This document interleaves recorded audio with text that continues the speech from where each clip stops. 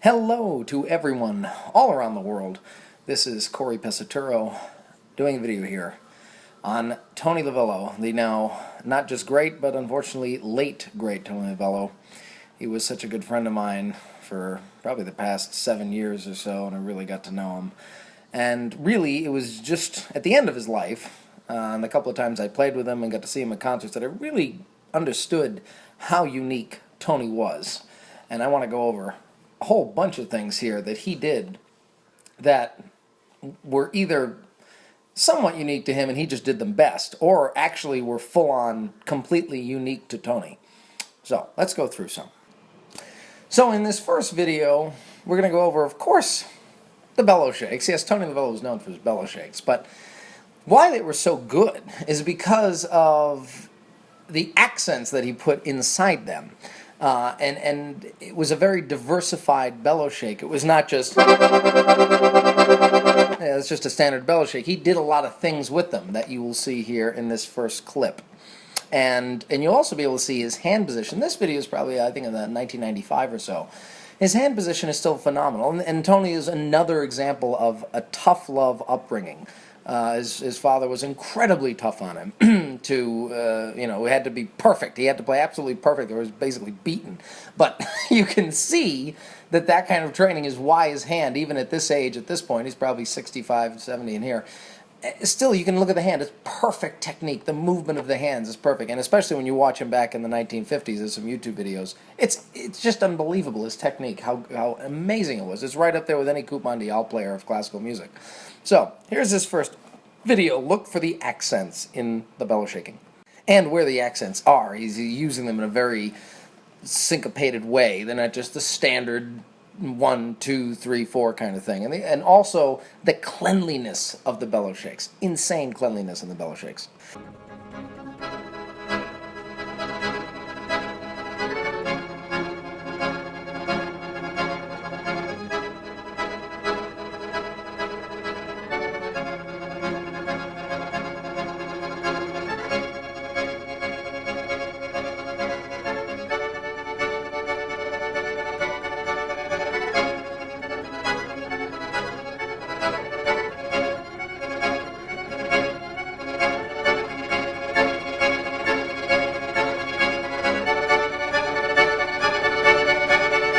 So in that end section, he's trying to have it sound exactly like...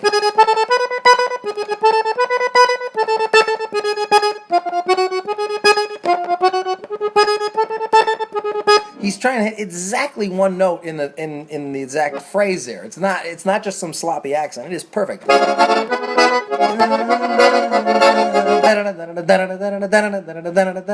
though it's kind of a polyrhythm itself. And they're perfect. They're perfect. That's Tony Lovello. Now the next thing is actually right after this in this particular video of Malagueña, of course, his most famous tune.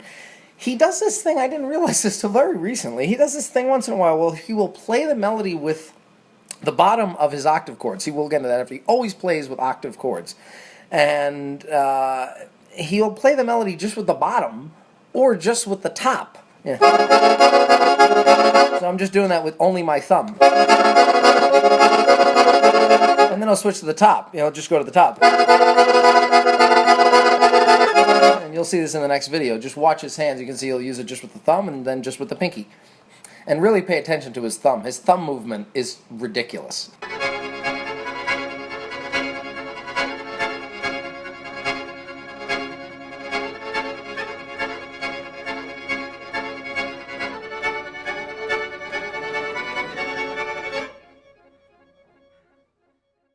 In this next clip, it's kind of two aspects I want to go on.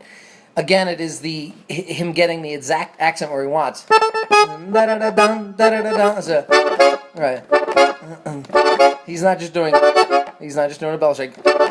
He wants the accent there, and also the jumping that you're going to see.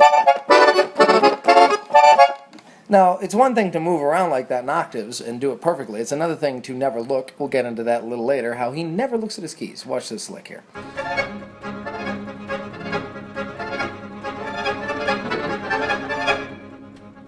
And the last one here is even harder with trying to move your fingers without picking them up, but still having good technique. and having the accents where he wants it. He wants ba-ba-ba-dum-bum-ba-ba-ba-bum-ba-ba-ba-bum. That's the lick he wants here. But to do that with the bellows shakes, sorry, because you have to pick up the fingers and put the fingers back exactly. If I do it slowly, with the treble, it's impossible to do a triple bellows shake slowly. So it's actually not possible to show this. It's so hard to do that slowly, but you'll see he does it perfectly.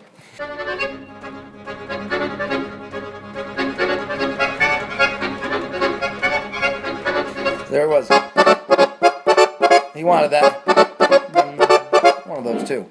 And he did it. Now we're going to go to just a mix of all those items, the thumb movement, incredible thumb technique, and just the fact that he has such great technique while playing the bellows shake, which is a totally different technique because you can't lift your fingers. Have nice technique. You have to actually have your hands being held the whole time, but still lift the fingers, lift some of the fingers, and not lift all the other fingers. This is going back into churny kind of piano technique. So here's all these things together on this final lick of Malagueña.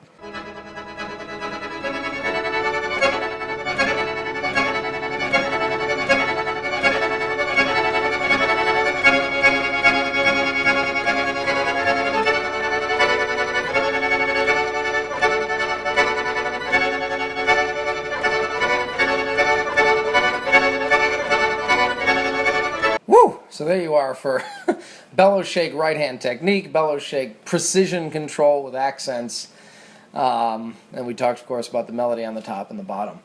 Now we're going to get into some glissy stuff, but first, thumb slides. Here's an example where he'll hold a chord, and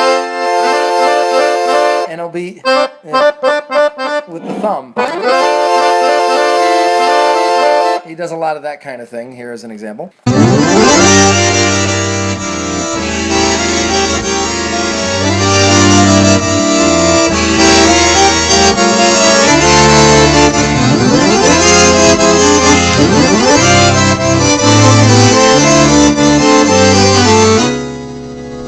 All right, now octave technique. He does octaves quite a bit, so he got pretty good at octaves.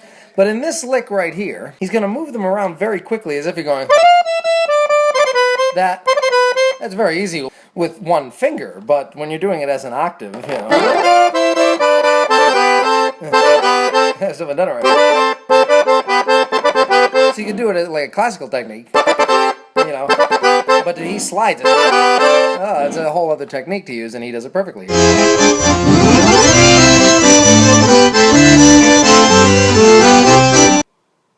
And you'll see that he kind of slides his hand in without moving his hand. He just slides it around. And here's one more example. And now glisses. Did anybody ever do glisses as well as Tony? I'm not sure how he did them, darn it. They just, you know, he would show you 1, 2, and 3, 4 fingers. And he always would land on the right note, and he's never looking at his keys. But listen to these gorgeous glisses.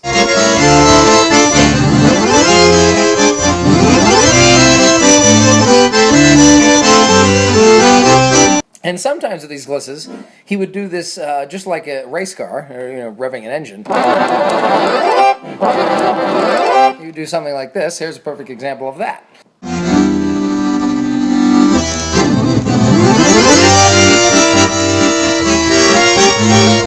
And I've never heard anyone else do that. Now it's time for the Lovello wax.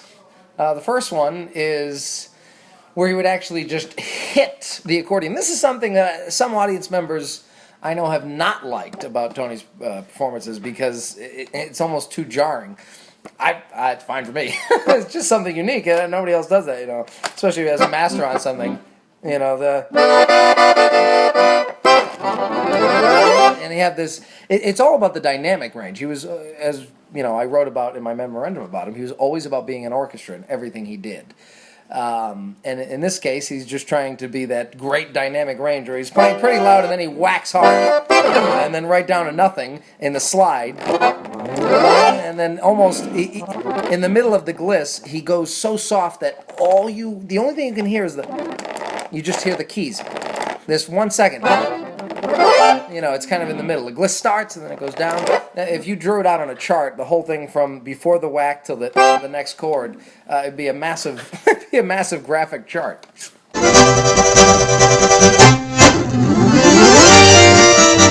And there you could hear it. Whereas at 1 second, you just hear the keys, and then it goes right back. He also was big on whacking no matter where the bellows were, he'd make sure the bellows, boom, they'd fly in at the last second. I don't even want to do it on my accordion. I want to destroy it.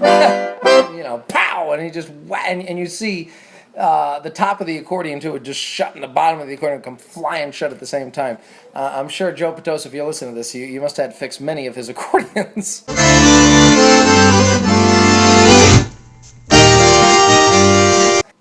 Now, the true Lovello whack, where he actually whacks the side of the keyboard and pushes it in. I never asked him about what effect he's truly trying to get out of it. There's some good examples. I found maybe a little bit here. I've seen better examples, even in person, where he whacks the accordion in the middle of a chord. Right as he's hitting it, he whacks it while the reeds are still playing.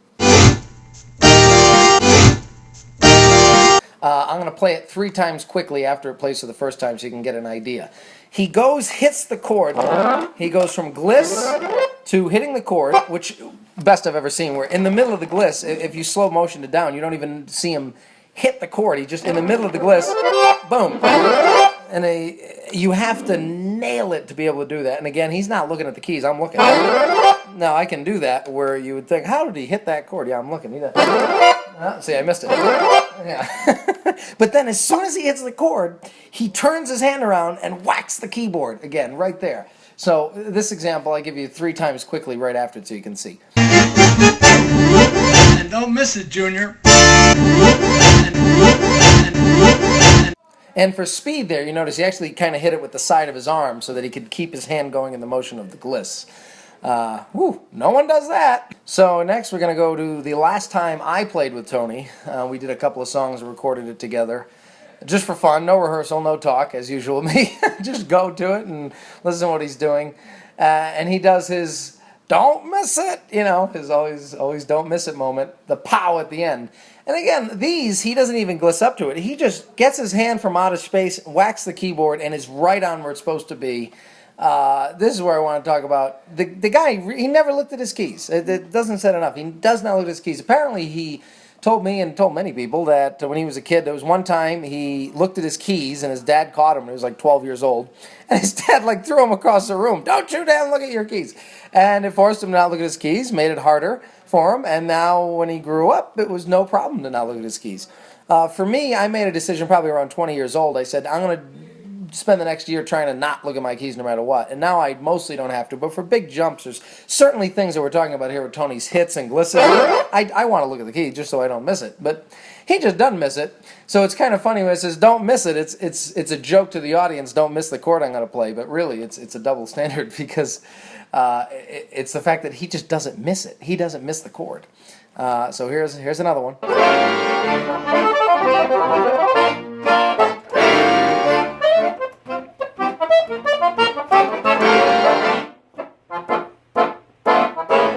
Don't miss it.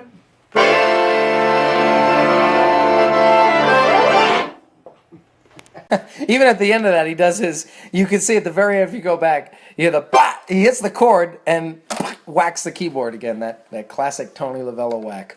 And I'll just give one more example here, where he's not looking at all and his hand is coming again from like outer space and just whacks the keyboard right on the button. And don't miss it.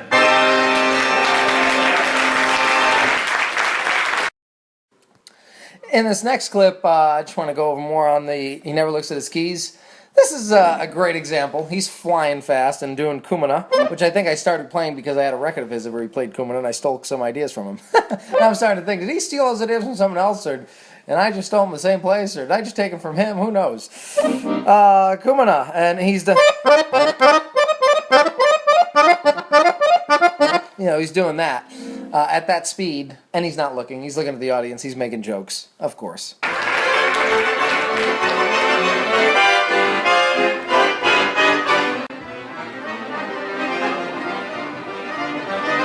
if you want to really get classy, put 3 of them like this. How about that, huh? part, Steve.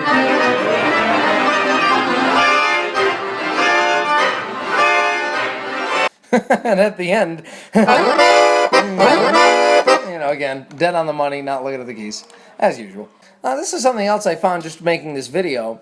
I thought it was a mistake in the first time I was finding it, is because he seemed tired in the video, but he does it here, and he seems to know what he's doing. He mixes triple and double bellow shakes at times here.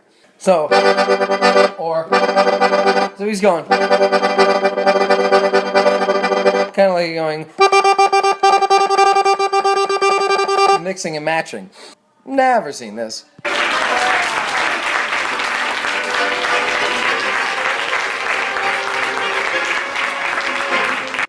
There's always so much comedy in Tony's shows, which everybody knows, of course, but just wanted to throw one in there.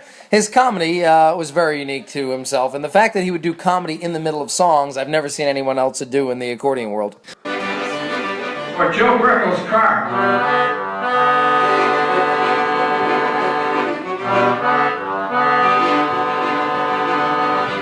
To talk just a little bit more on the extreme dynamics he puts, especially in his hits, this is one more example, it's, and he goes really far down and then back up and high. Here's a great example of that.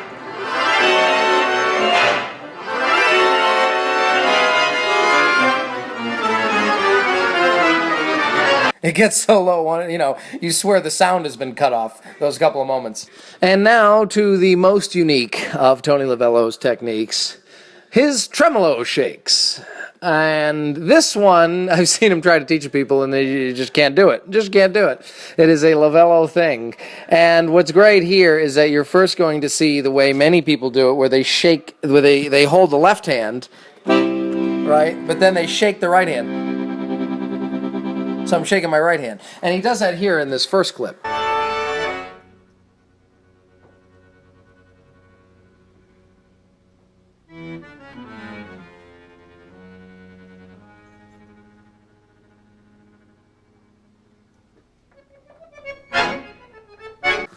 And here is the Lovello Tremolo.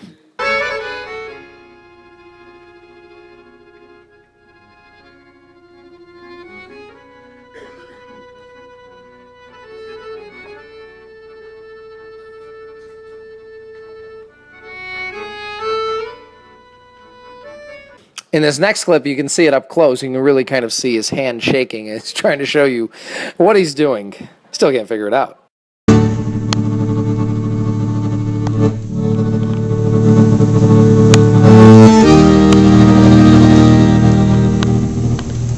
On this last clip, you'll see the Tony Lovello tremolo. And then for a second, he goes into kind of a tremolo most people go to do when they go to do his tremolo, which is shaking, kind of shaking the hand in a circular motion. But he does that, which is great. This clip has all that. And then it goes into a bellow shake. And it just shows he loves this kind of a drill sound. But he never plays drills. Tony never plays drills. But all his effects are kind of drill-esque, whether it's the bellow shake, the triple bellow shake, the secondary shake, the shake where you play the left hand and shake the right, or play the right hand and shake the left hand, or his own shake. But see right here, that's me holding my right hand and shaking my right hand. But what he does, it's a totally different way to do it. And that is so unique to him.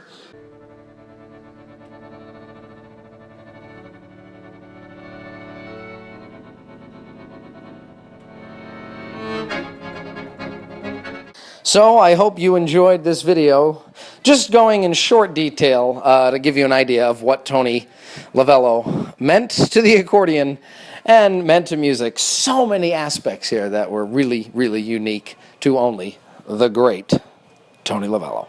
So honored to have called him my dear friend.